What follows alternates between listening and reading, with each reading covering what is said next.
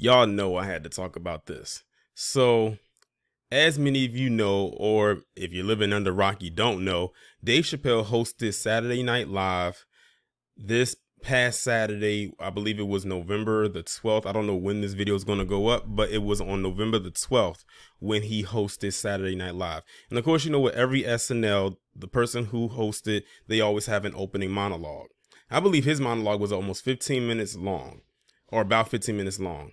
So you know Dave Chappelle being as controversial as he is, especially stemming from what was going on with him at Netflix last year, and I'm going to talk a little bit about that too in this video. He brought up Kanye West and Kyrie Irving and them folks. And of course, them folks got in their feelings, and they have now given Dave Chappelle the label of anti-Semitic, because you know that label just keeps on labeling. It just sticks to you like glue. Like bees to honey. And we all know that Dave Chappelle is controversial, so he already knew he was going to get some kind of backlash. Now, I'm going to read the article, and then I'm going to give my reason as to why they're going after him with this, not just because of what he said, but because they need something to pin on him. But I don't want to give too much away right now. And if you haven't seen the opening monologue, it's pretty much everywhere. Like you can find it on like social media sites. You could probably even go on YouTube and just type in Dave Chappelle monologue and it should pop up. But I'm going to read this article coming from NPR, and it was posted November 13, 2022.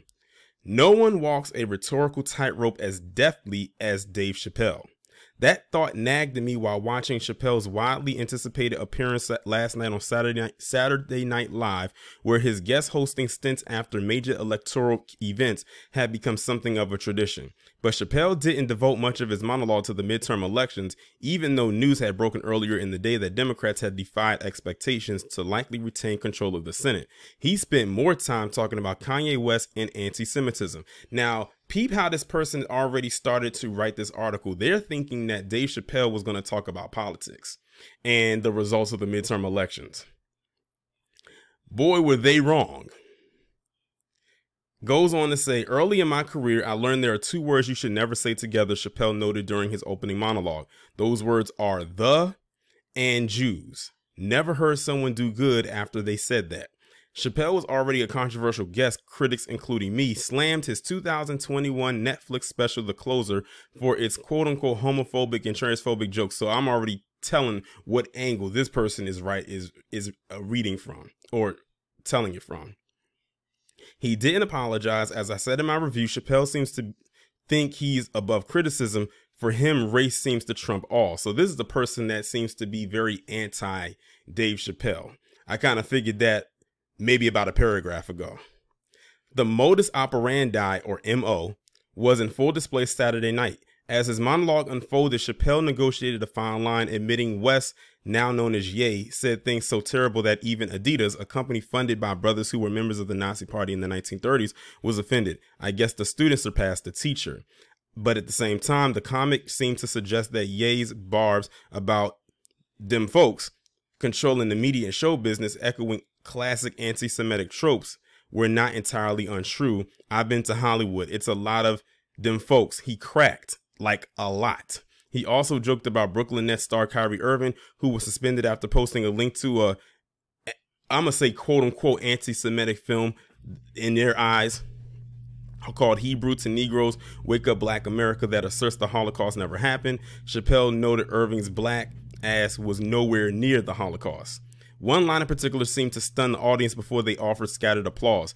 I know them folks have been through some terrible things all over the world, but you can't blame that on black Americans. What that has to do with a professional athlete posting a link to an anti-Semitic film with no explanation, and then taking several long days to disavow the film's anti-Semitic content, I do not know. So like I said, this is coming from these are words from a person who clearly doesn't like Dave Chappelle, clearly doesn't like Kyrie Irving, clearly doesn't like Kanye West. And I'm glad I'm reading this, because like, if y'all can see the look on my face as I'm reading it, it's like one of like, okay, like we can tell that you're in your feelings, but let's continue.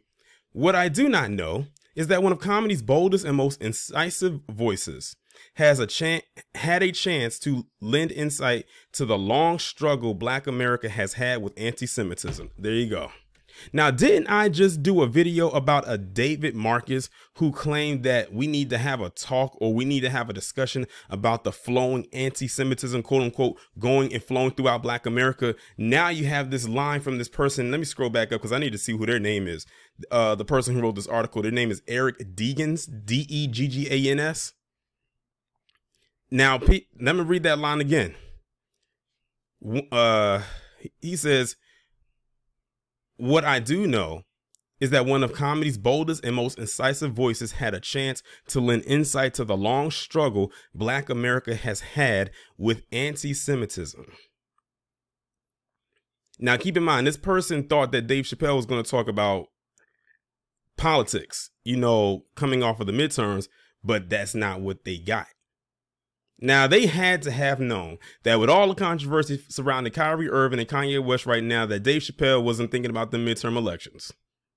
We already kind of knew where he was going to head at.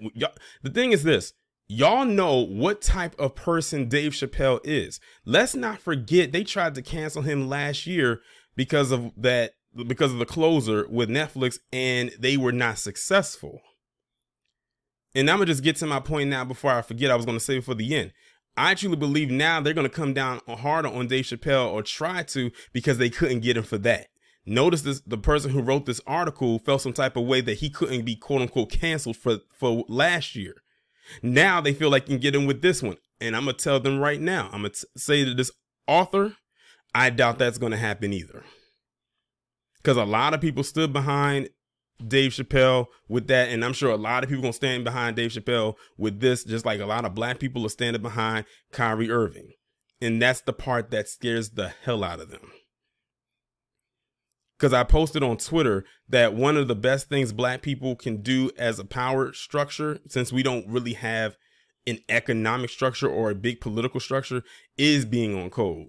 When we're codified, you'll see what happens. Look at what happened recently with Adam Silver and Joe Tsai. They pretty much had to backpedal their statements and say that Kyrie Irving is not who we claimed him to be. You have people, these Sambos out here that said ill things towards this man, and now they're backpedaling on it because we're getting on code and we're putting those people on blast. It's like we built up a defense mechanism in like a fortress. If Nick Cannon held out a little bit longer, he would have got the same support that Kyrie Irving is getting, but he folded a little too soon. And then when he went on that apology tour and started doing all that stuff, Black people backed up off of him. I bet he's probably looking back at it now, wishing he had it. And speaking of Nick Cannon, he's now like threw his hat in the ring to come to Kyrie Irving's defense. And we're looking at you like, Nick Cannon, like, why are you coming to his defense? Because didn't you go on an apology tour, like a good 2-week long apology tour to them folks? Probably longer. When we was going to give you the same line of defense that we're giving to Kyrie Irving right now, but you didn't want to deal with us because you felt we didn't have any type of strength in numbers. But now people are seeing it. That's why Nick Cannon has circled his wagon back to defend Kyrie Irving, because now he sees that he can be defended without a lot of repercussion. You have these samples out here backpedaling because they realize they're outnumbered. You have people like Adam Silver, who is part of that community, and Joe Tsai, who I don't know why he is even involved. Except outside of him being the Nets owner, backpedaling and saying that what we said about him is not entirely true. But everyone else wants to be outraged, like these so-called 200 celebrities that are supposed to be coming down on these organizations. Listen, I already briefly talked about that. I'm going to move forward for that. And let me get back into this article. The article goes on to say, but instead, his monologue seemed filled with justification and minimization, failing to mention, for instance, allegation that Ye has expressed admiration for Nazi leader Adolf Hitler. Yes, comedy isn't a news report, but if we're going to elevate particularly skilled performers like Chappelle, because there's a sense their work also contains powerful truths about society and life, then we also have to note that when they offer material that does the opposite and obscure it obscures an issue which should be cut and dried. The rest of Chappelle's Saturday Night Live appearance unfolded as a better than average episode, a pre-tape parody of HBO's House of the Dragon, featuring additional black characters, some inspired by figures from the comics' legendary Comedy Central program Chappelle Show, and Ice-T as light-skinned Larry Targaryen was particularly on point. Another bit featuring white anchors joking with a black blues artist about the title of his album Potato Hole, until he tells them it was a crevice enslaved people dug to hide their most valued possessions from plantation owners, also scored. But Chappelle's monologue had already thrown me off balance. Another moment when an artist who fans admire for illuminating issues in surprising ways chose a different path, letting us all down in the process. Let me tell you right now, he didn't let us down. And I don't know who this person is. They said letting us all down. Don't speak for us. Eric Deegans. I'm gonna look and see if he has a picture. Eric Deegans, speak for yourself.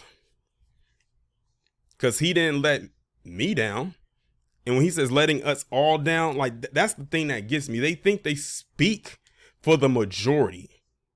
You don't know how all of us think, but see, that's that echo thing. That's that echo chamber think tank stuff, where they get in that one little spot or that room where they're all in together, where they all think the same way, and they just bounce off the walls with whatever words they can come up with. And then they think whatever they're talking about in that echo chamber, in that think tank, just applies to the world or the society at large. It doesn't work that way. So when that person said, oh, his monologue let us all down, no, it didn't. It didn't. And honestly, I think that this article that was written by this person, they are in the minority of who was let down, because I'm sure it was some other people that caught the jokes. But see, again, it goes back to what many of us have been saying. Whenever black people do the proper research about our history and we find and discover some stuff, here comes you know who saying it's this and it's that. Like literally in the last month, that community has literally exposed themselves. And the thing is, because they have the power structure in their hands, they don't care. Even if you call them out on their own blatant hypocrisies, amongst other things. But yeah, my reasoning I gave before, I'll give it again since I'm towards the end of the video.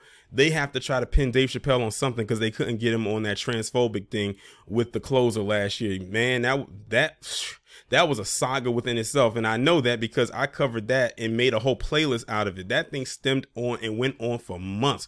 I didn't think, and many people watching that unfold didn't think that was going to stop. It just kept going and going like the damn Energizer Bunny. It seemed like it was going to have no end. But I'm glad it finally came to a head. I mean, to the point where you had people there doing some underhanded things that should have not only gotten them fired, but arrested. I'm talking about trying to release classified information all behind what they assume to be transphobic comments or jokes, I should say. And now fast forward to now, a little over a year later, and now they're coming with this. And I'm gonna be honest, I don't think this one's gonna stretch as far as what happened last year. But they can keep playing this if they want to. But at the end of the day, we can see who looks foolish. And one of them is the person, Eric Deegans, who wrote this article. Well, what do you know? Color me surprised, and I do mean extremely surprised. I typed in Eric Deegans, and this is what came up. Now, this article was written on NPR. So when I typed it in, it said he's an author, and NPR was next to the logo of NPR was in multiple pictures. So this is Eric Deegans right here. This is the one who wrote that article that I just read. Now, at first glance of that article and how it was written, you would think that this was a PC individual who was a part of that community. You would have never guessed in a million years that it was a black man that wrote that article, not with the way it was structured at all. So we can throw him into the category with Shaq and Shannon Sharp and all the Al Sharpton. We can throw him into that category. Because I'm going to be honest, I did not know that this Eric Deegans was a black man. You would have thought that he was a part of that community PC at the least. Who wrote that? Good thing I didn't jump out the window and accuse him of being PC himself, but damn, this really caught me by surprise, and I'm almost certain that the people who are watching this right now were caught off guard too, unless y'all went and Googled this man's name before I finished reading the article for the content of this video. But yeah, this is him. This is the one that wrote that piece, who was so disappointed in Dave Chappelle's monologue.